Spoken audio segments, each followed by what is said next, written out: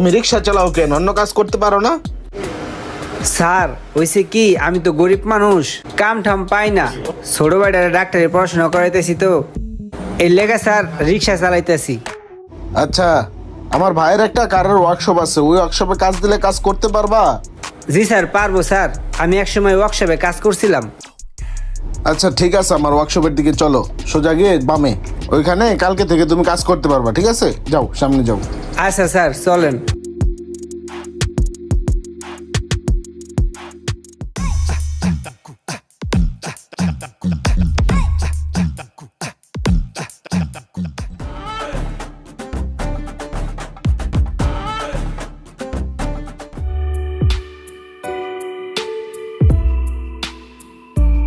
আরে স্যার চলে যাইতেছে, ছোট ভাইরে টাকা পাঠাইতে হইব। স্যার আসসালামু আলাইকুম। ওয়ালাইকুম আসসালাম। স্যার